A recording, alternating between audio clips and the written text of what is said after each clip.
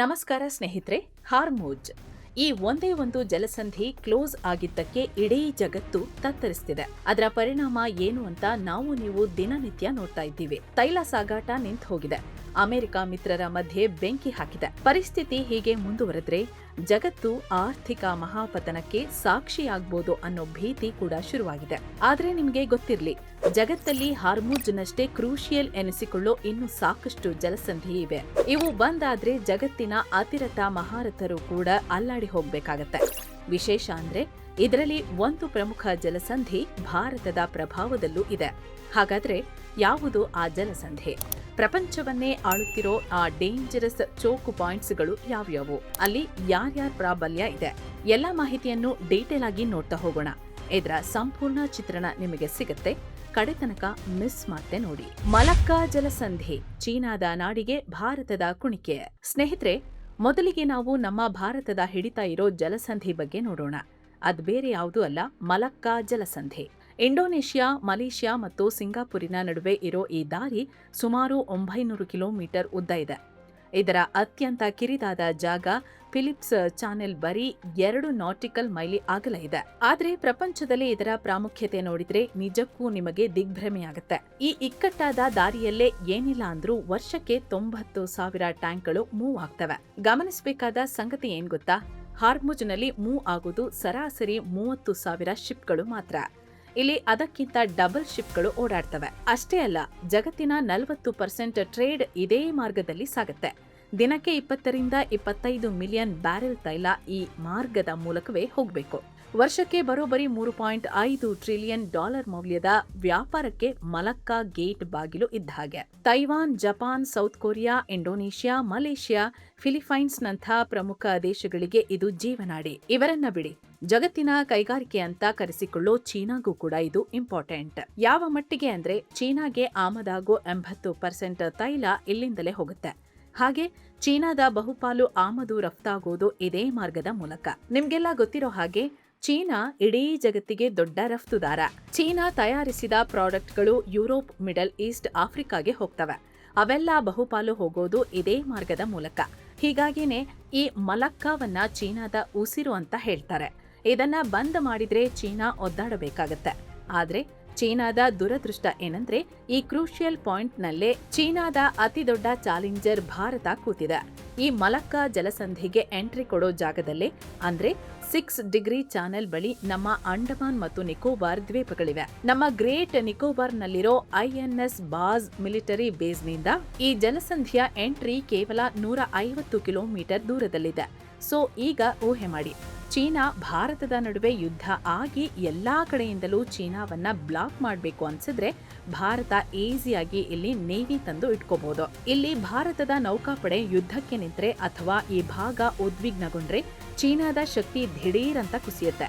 ಅವರ ಇಡೀ ಎಕಾನಮಿಯನ್ನೇ ಭಾರತ ಅಲ್ಲಾಡಿಸಿ ಬಿಡಬಹುದು. ಹಾಗಂತ ಇದೇನ್ ಸುಮ್ನೆ ಉತ್ಪ್ರೇಕ್ಷೆಯಿಂದ ಹೇಳ್ತಿರೋದು ಅಂತಲ್ಲ. ಇದರ ಸೀರಿಯಸ್ನೆಸ್ ನಮಗಿಂತ ಹೆಚ್ಚಾಗಿ ಚೀನಾಗೆ ಗೊತ್ತಿರೋದ್ರಿಂದ ಅವರು ಬೇರೆ ಕಡೆ ವ್ಯವಸ್ಥೆ ಮಾಡ್ಕೋತಿದ್ದಾರೆ. ಇಲ್ಲಿ ಗಾತ್ರದಲ್ಲಿ ಭಾರತದ ನೌಕಾಪಡೆ ಚೀನಾದ ನೇವಿಗಿಂತ ಚಿಕ್ಕದಿರ್ಬೋದು. ಆದ್ರೆ ಚೀನಾ ತನ್ನ ದೊಡ್ಡ ಕರಾವಳಿಯನ್ನ ಕಾಯಬೇಕು. ತೈವಾನ್, ಕೊರಿಯಾ, ಜಪಾನ್, ಫಿಲಿಪೈನ್ಸ್ನಂಥ ಸಾಕಷ್ಟು ಶತ್ರುಗಳ ಜೊತೆಗೆ ನೀರಿನಲ್ಲೇ ಬಡಿದಾಡಬೇಕು. ಒತ್ತಡ ಹೆಚ್ಚಿದೆ. ಅಲ್ಲದೆ ಈ ಭಾಗದ ಪ್ರಭಾವ ಅಂತ ಬಂದಾಗ ಚೀನಾಗಿಂತ ಭಾರತದ ಹಿಡಿತ ಗಟ್ಟಿಯಾಗಿದೆ.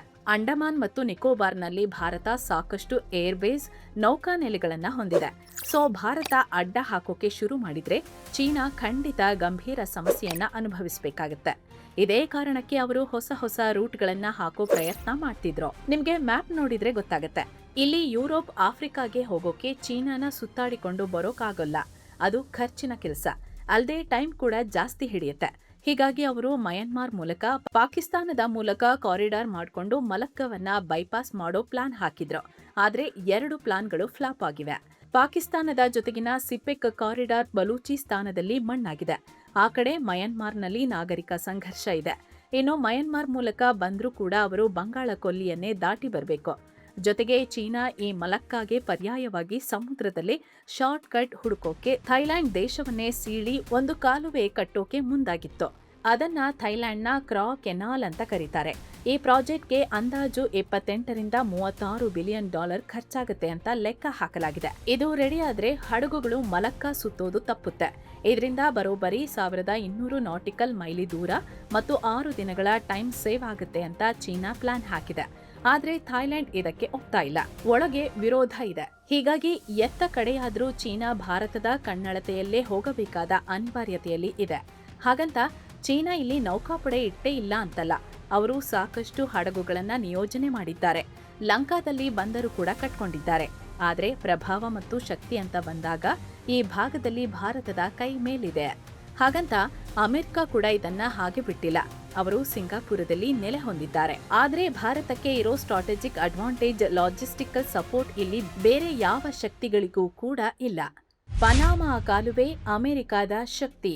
ಇನ್ನು ಈ ಚೋಕ್ ಪಾಯಿಂಟ್ಸ್ ಲಿಸ್ಟ್ ನಲ್ಲಿ ಬರೋ ಮತ್ತೊಂದು ಪ್ರಮುಖ ಜಾಗ ಪನಾಮಾ ಕೆನಾಲ್. ಇಲ್ಲಿ ಜಗತ್ತಿನ 5-6% ಟ್ರೇಡ್ ನಡೆಯುತ್ತೆ. ವಾರ್ಷಿಕವಾಗಿ $270 ಬಿಲಿಯನ್ ವ್ಯಾಪಾರ ಈ ಕಾಲುವೆ ಮುಖಾಂತರವೇ ನಡೆಯುತ್ತೆ. ಹಾಗೆ ನೋಡಿದ್ರೆ ಅಮೆರಿಕಾಗೆ ಇದು ತುಂಬಾ ಇಂಪಾರ್ಟೆಂಟ್. ಅಮೆರಿಕ ಬರೋಬ್ಬರಿ 70% ಕಾರ್ಗೋ ಟ್ರಾನ್ಸ್ಪೋರ್ಟೇಷನ್ ಅನ್ನ ಇಲ್ಲಿ ನಡೆಸುತ್ತೆ. ಈ ಹಿಂದೆ ನ್ಯೂಯಾರ್ಕ್ ನಿಂದ ಸ್ಯಾನ್ ಫ್ರಾನ್ಸಿಸ್ಕೋಗೆ ಒಂದು ಹಡಗು ಹೋಗ್ಬೇಕು ಅಂದ್ರೆ ಇಡೀ ದಕ್ಷಿಣ ಅಮೆರಿಕವನ್ನ ಕೇಪ್ ಹಾರ್ನ್ ಸುತ್ತಿ ಬರೋಬ್ಬರಿ 12 ರಿಂದ 13 ಸಾವಿರ ನಾಟಿಕಲ್ ಮೈಲಿ ಕ್ರಮಿಸಬೇಕಿತ್ತು. ಆದ್ರೆ ಈ ಪನಾಮಾ ಕೆನಾಲ್ ಮೂಲಕ ಹೋದ್ರೆ ಜಸ್ಟ್ 5,000 ನಾಟಿಕಲ್ ಮೈಲಿ ಆಗತ್ತೆ. ಹೀಗಾಗಿ 1914ರಲ್ಲಿ ಅಮೆರಿಕ ಈ ಕೆಲಸಕ್ಕೆ ಕೈ ಹಾಕ್ತು. ಹಾಗಂತ ಇದು ಅಮೆರಿಕಾಗೆ ಮಾತ್ರ ಅಲ್ಲ, ಚೀನಾಗೂ ಇದು ಇಂಪಾರ್ಟೆಂಟ್. ಹಾಗೆ ನೋಡಿದ್ರೆ ಈ ಕಾಲುವೆಯ 2ನೇ ಅತಿ ದೊಡ್ಡ ಬಳಕೆದಾರನೇ ಚೀನಾ. ಇಲ್ಲಿ ಚೀನಾ ಯಾವ ಮಟ್ಟಿಗೆ ಬೇರು ಬಿಡ್ತಿದೆ ಅಂದ್ರೆ ನಿಧಾನವಾಗಿ ಕಾಲುವೆಯ 2 ಕಡೆ ಇರೋ ಪೋರ್ಟ್ಗಳನ್ನ ತನ್ನ ಹಿಡಿತಕ್ಕೆ ತಗೊಂಡಿದೆ. ಹೀಗಾಗಿನೇ ಅಮೆರಿಕ ಪನಾಮಾ ಮೇಲೆ ಪ್ರೆಷರ್ ಹಾಕ್ತಿವೆ. ಇವರನ್ನ ಇಲ್ಲಿಂದ ಓಡಿಸಿ, ಇಲ್ಲ ನಾವು ಈ ಕಾಲುವೆಯನ್ನೇ ವಶಕ್ಕೆ ತಗೋತೀವಿ ಅಂತ ಹೇಳ್ತಿದೆ. ಆದ್ರೆ ಪನಾಮಾ ಅಮೆರಿಕದ ಬೆದರಿಕೆಗಳನ್ನ ಕೇಳ್ಕೊಂಡು ಹಾಗೆ ಇದೆ. ಸದ್ಯ ಈ ಶಾರ್ಟ್ಕಟ್ಗಾಗಿ ಜಗತ್ತಿನ 2 ಸೂಪರ್ ಪವರ್ಗಳು ಛಾಯಾ ಸಮರವನ್ನೇ ಮಾಡ್ತಿದ್ದು, ಇದು ಈ ದಾರಿಯ ಮಹತ್ವವನ್ನ ಇನ್ನಷ್ಟು ಹೆಚ್ಚು ಮಾಡ್ತಿದೆ. ಯುರೋಪ್ನ ಸೇಫ್ ಲಾಕರ್ ಜಿಬ್ರಾಲ್ಟರ್ ಜಲಸಂಧಿ. ಇನ್ನು ಈ ಪಾಯಿಂಟ್ ನೋಡಿ, ಒಂದು ಕಡೆ ಯುರೋಪ್ ಖಂಡ, ಇನ್ನೊಂದು ಕಡೆ ಆಫ್ರಿಕಾ ಖಂಡ. ಈ 2 ಖಂಡಗಳ ನಡುವೆ ಇರೋ ಕೇವಲ 13 ಕಿಲೋಮೀಟರ್ ಅಗಲದ ಒಂದು ಸಣ್ಣ ದಾರಿ, ಅದೇ ಈ ಜಿಬ್ರಾಲ್ಟರ್ ಜಲಸಂಧಿ. ಇದು ಅಟ್ಲಾಂಟಿಕ್ ಸಾಗರದಿಂದ ಮೆಡಿಟರೇನಿಯನ್ ಸಮುದ್ರಕ್ಕೆ ಹೋಗೋ ಏಕೈಕ ನ್ಯಾಚುರಲ್ ಗೇಟ್. ಇದು ಎಷ್ಟರ ಮಟ್ಟಿಗೆ ಬ್ಯುಸಿ ಇರುತ್ತೆ ಅಂದ್ರೆ ವರ್ಷಕ್ಕೆ ಬರೋಬ್ಬರಿ 60,000 ಕಮರ್ಷಿಯಲ್ ಹಡಗುಗಳು ಇಲ್ಲಿ ಪಾಸ್ ಆಗ್ತವೆ. ಇಲ್ಲೂ ಕೂಡ ಜಗತ್ತಿನ 20% ವ್ಯಾಪಾರ ನಡೆಯುತ್ತೆ. ಆದ್ರೆ ಇದರ ನಿಜವಾದ ಪವರ್ ಇರೋದು ಬರೀ ವ್ಯಾಪಾರದಲ್ಲಿ ಅಲ್ಲ, ಯುದ್ಧ ತಂತ್ರದಲ್ಲಿ. ಒಂದ್ ವೇಳೆ ಈ 13 ಕಿಲೋಮೀಟರ್ ದಾರಿಯನ್ನ ಬ್ಲಾಕ್ ಮಾಡಿದ್ರೆ ಇಡೀ ಮೆಡಿಟರೇನಿಯನ್ ಸಮುದ್ರ ಒಂದು ಕ್ಲೋಸ್ಡ್ ಲೇಕ್ ಆಗಿ ಬಿಡುತ್ತೆ. ಇಟಲಿ, ಗ್ರೀಸ್, ಟರ್ಕಿ ಮತ್ತು ದಕ್ಷಿಣ ಫ್ರಾನ್ಸ್ನಂತಹ ದೇಶಗಳ ಬೃಹತ್ ನೌಕಾಪಡೆಗಳು ಸಮುದ್ರದೊಳಗೆ ಸಿಲುಕಿ ಒದ್ದಾಡಬೇಕಾಗತ್ತೆ. ಯಾಕಂದ್ರೆ ಅಲ್ಲಿಂದ ಹೊರಬರೋಕೆ ಅವರಿಗೆ ಬೇರೆ ದಾರಿಯೇ ಇಲ್ಲ. ಸುಯೇಜ್ ಕಾಲುವೆ ಕಡೆಯಿಂದ ಬರೋ ಹಡಗುಗಳು ಕೂಡ ಅಮೆರಿಕ ಕಡೆ ಹೋಗ್ಬೇಕು ಅಂದ್ರೆ ಈ ಗೇಟ್ ಪಾಸ್ ಮಾಡ್ಲೇಬೇಕು. ಹಾಗಾದ್ರೆ ಇಷ್ಟು ಪವರ್ಫುಲ್ ಆಗಿರೋ ಈ ಗೇಟ್ನ ಕೀ ಯಾರ ಕೈಲಿದೆ? ಇದು ಆಫ್ರಿಕಾದ ಮೊರಕ್ಕೋ ಮತ್ತು ಸ್ಪೇನ್ ದೇಶದ ಬಾಯಲ್ಲೇ ಇದ್ರು ಇಲ್ಲಿ ಹೆಚ್ಚಿನ ಹಿಡಿತ ಹೊಂದಿರೋದು ಬ್ರಿಟನ್. ಇಲ್ಲಿ ಬ್ರಿಟನ್, ಸ್ಪೇನ್ ಮತ್ತು ಅಮೆರಿಕ ಸೇರಿ ಭಾರಿ ಮಿಲಿಟರಿ ಕೋಟೆಯನ್ನೇ ಕಟ್ಟಿವೆ. RAF, ಜಿಬ್ರಾಲ್ಟರ್, ರೋಟಾನ್ ನೇವಲ್ ಬೇಸ್ ಮತ್ತು ಮೊರಾನ್ ಏರ್ ಬೇಸ್ನಂತಹ ನ್ಯಾಟೋ ಪಡೆಯ ಅತ್ಯಂತ ಡೇಂಜರಸ್ ಮಿಲಿಟರಿ ಬೇಸ್ಗಳು ಈ ಜಲಸಂಧಿಯನ್ನ ಕಾಲುವೆ ಕಾಯ್ತಿವೆ. ಏಷ್ಯಾ ಯುರೋಪಿನ ಕೊಂಡಿ ಸುಯೇಜ್ ಕಾಲುವೆ. ನೆಕ್ಸ್ಟ್ ರೆಡ್ ಸಿ ಮತ್ತು ಸುಯೇಜ್ ಕೆನಾಲ್. ಇದು ಏಷ್ಯಾ ಮತ್ತು ಯುರೋಪ್ಗೆ ಇರೋ ಅತಿ ದೊಡ್ಡ ಶಾರ್ಟ್ಕಟ್. ವರ್ಷಕ್ಕೆ ಬರೋಬ್ಬರಿ $1 ಟ್ರಿಲಿಯನ್ ಮೌಲ್ಯದ ಸರಕು ಈ ರೂಟ್ನಲ್ಲಿ ಪಾಸ್ ಆಗತ್ತೆ. ಇನ್ನು ಇದರ ಕೆಳಗೆ ಬಾಬ್ ಎಲ್ ಮಾಂಡೇಬ್ ಜಲಸಂಧಿ ಕೂಡ ಇದೆ. ಜಗತ್ತಿನ 9% ಕಡಲ ತೈಲ ವ್ಯಾಪಾರ ಅಂದ್ರೆ ದಿನಕ್ಕೆ 6.2 ಮಿಲಿಯನ್ ಬ್ಯಾರೆಲ್ ಆಯಿಲ್ ಇಲ್ಲೇ ಹೋಗುತ್ತೆ. ಸಾಮಾನ್ಯ ದಿನಗಳಲ್ಲಿ ಪ್ರತಿದಿನ ಅಂದಾಜು 50 ರಿಂದ 60 ಬೃಹತ್ ಕಾರ್ಗೋ ಹಡಗುಗಳು ಮತ್ತು ವರ್ಷಕ್ಕೆ ಸುಮಾರು 22,000 ಹಡಗುಗಳು ಈ ಕಾಲುವೆ ಮೂಲಕ ಹೋಗ್ತವೆ.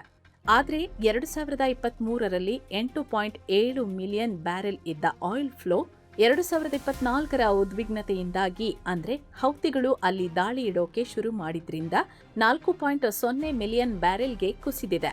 ನಿಮ್ಗೆಲ್ಲ 2021ರಲ್ಲಿ ನಡೆದ ಎವರ್ ಗಿವನ್ ಘಟನೆ ನೆನಪಿರಬಹುದು. ಒಂದು ದೊಡ್ಡ ಹಡಗು ಸೂಯೆಜ್ ಕೆನಾಲ್ನಲ್ಲಿ ಅಡ್ಡಲಾಗಿ ಸಿಲುಕಿಕೊಂಡಿತ್ತು. ಆಗ ಗ್ಲೋಬಲ್ ಎಕಾನಮಿಗೆ ಪ್ರತಿದಿನ $9.6 ಬಿಲಿಯನ್ ನಷ್ಟವಾಗಿತ್ತು.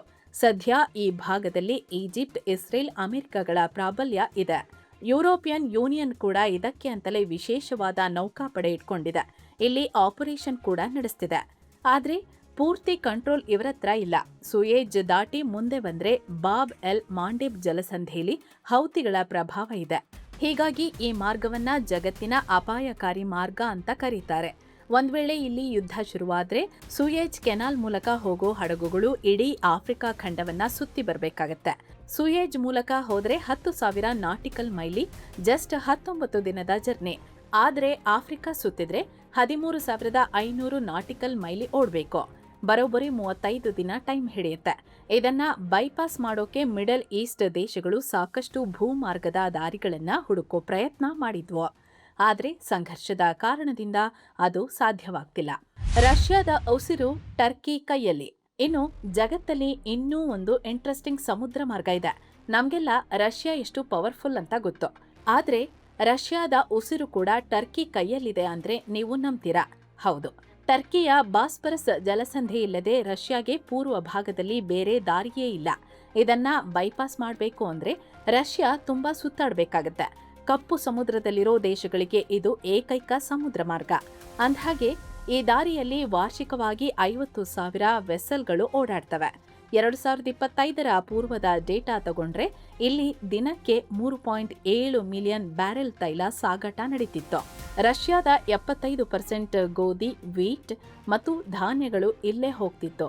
ಇನ್ನು ಇಲ್ಲಿ ಟರ್ಕಿ ಪ್ರಭಾವ ಎಷ್ಟಿದೆ ಅಂದ್ರೆ 1936ರ ಮಾಂಟ್ರಿಯೆಕ್ಸ್ ಒಪ್ಪಂದದ ಪ್ರಕಾರ ಟರ್ಕಿಗೆ ಇಲ್ಲಿ ಯಾರು ಬರಬೇಕು, ಯಾರು ಹೋಗಬೇಕು ಅಂತ ಡಿಸೈಡ್ ಮಾಡೋ ಪವರ್ ಇದೆ. ಈ ರೂಲ್ಸ್ ಎಷ್ಟು ಕಠಿಣವಾಗಿದೆ ಅಂದ್ರೆ ಒಮ್ಮೆಗೆ ಮ್ಯಾಕ್ಸಿಮಮ್ 9 ಯುದ್ಧ ನೌಕೆಗಳು ಮಾತ್ರ ಪಾಸ್ ಆಗಬಹುದು. ಒಂದು ಟ್ರಾನ್ಸಿಟ್ನಲ್ಲಿ 15,000 ಟನ್ಗಿಂತ ಹೆಚ್ಚು ತೂಕ ಇರಬಾರದು. ಬೇರೆ ದೇಶಗಳ ಒಟ್ಟು ಹಡಗುಗಳ ತೂಕ 45,000 ಟನ್ ಮೀರಬಾರದು. ಸಿಂಗಲ್ ಸ್ಟೇಟ್ ಒಂದೇ ದೇಶದ ಹಡಗುಗಳು 30,000 ಟನ್ ಲಿಮಿಟ್ ದಾಟಬಾರದು. ಮತ್ತು ಯಾವುದೇ ಯುದ್ಧ ನೌಕೆ 21 ದಿನಗಳಿಗಿಂತ ಹೆಚ್ಚು ಕಾಲ ಇಲ್ಲಿ ಉಳಿಯುವಂತಿಲ್ಲ. ಇದೇ ಪವರ್ ಬಳಸಿ 2022ರಲ್ಲಿ ಟರ್ಕಿ ಆರ್ಟಿಕಲ್ 19 ಜಾರಿ ಮಾಡಿ ರಷ್ಯಾದ ಯುದ್ಧ ನೌಕೆಗಳಿಗೆ ಎಂಟ್ರಿ ಬ್ಲಾಕ್ ಮಾಡಿತ್ತು. ಇನ್ನು ಹಾರ್ಮುಜ್ ಬಗ್ಗೆ ನಿಮಗೆ ಗೊತ್ತೇ ಇದೆ. ಜಗತ್ತಿನ 20% ತೈಲ, ಗ್ಯಾಸ್ ಇದೇ ಮಾರ್ಗದಲ್ಲಿ ಹೋಗಬೇಕು. ಇಲ್ಲಿ ಇರಾನಿನ ಹಿಡಿತ ಇರೋದು ನಿಮಗೆ ಗೊತ್ತು. ಭವಿಷ್ಯದ ಗೇಮ್ ಚೇಂಜರ್ ಬೇರಿಂಗ್ ಸ್ಟ್ರೈಟ್.